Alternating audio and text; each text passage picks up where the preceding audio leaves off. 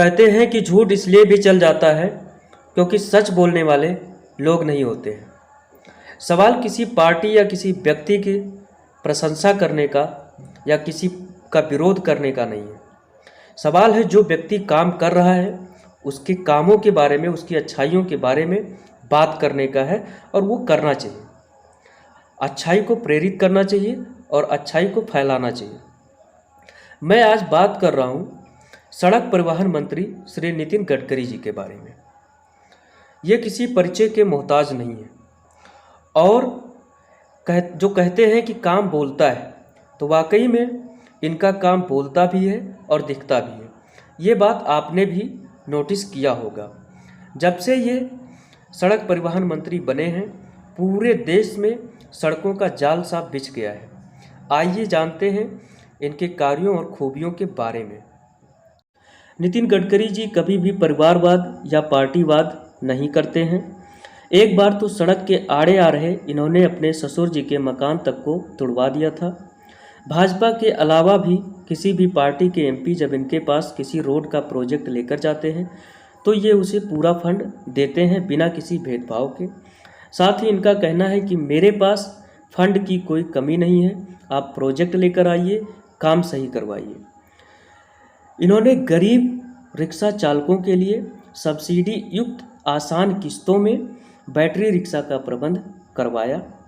साथ ही भविष्य की इनकी योजनाएं हैं पॉड टैक्सी चलाने की, जो कि हवा में चलेंगी, जिससे कि रोड पर ट्रैफिक जाम की समस्या से निजात मिलेगी।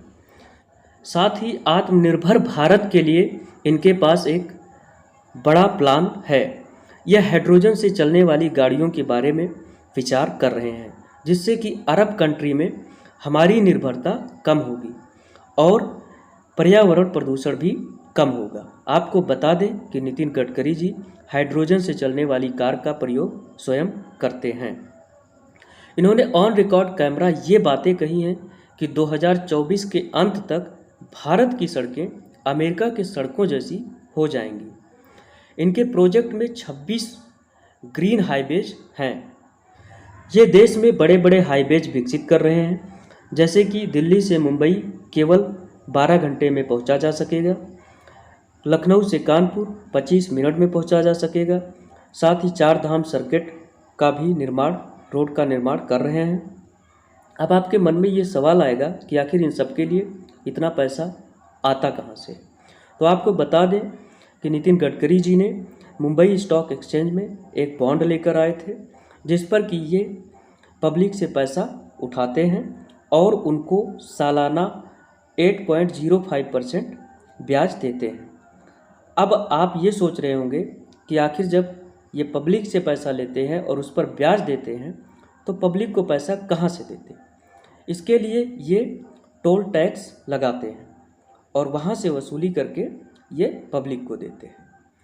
एक बार मंत्री जी से मीडिया कर्मियों ने सवाल किया कि सर टोल टैक्स नहीं लगना चाहिए। इस पर इन्होंने बहुत ही सीधा और सटीक जवाब दिया कि देखिए, if you want good service you have to pay for it. अगर आपको अच्छी सड़कें चाहिए तो आपको कुछ कीमत देनी होगी। इसे ऐसे समझते हैं कि मान लीजिए आप पहले गाड़ी से 50 किलोमीटर जाते थे जब सड़कें सही नहीं थी और आपको 2 घंटे का समय लगता था। वहीं जब आपको अच्छी सड़कें मिल रही हैं आप उसी दूरी को 1 घंटे में तय कर लेते हैं। तो इससे क्या होता है कि आपका समय बचता है, गाड़ी का फ्यूल बचता है और गाड़ी के मेंटेनेंस का खर्चा भी बचता है। इसके बदले में अगर आपसे थोड़ा सा टैक्स लिया जाता है तो आपको देने में कोई दिक्कत नहीं होनी चाहिए। अब मंत्री जी की इतनी खासियत है, इसके लिए 1 लाइक तो बनता ही है। आप अपनी राय कमेंट बॉक्स में भी दे सकते हैं।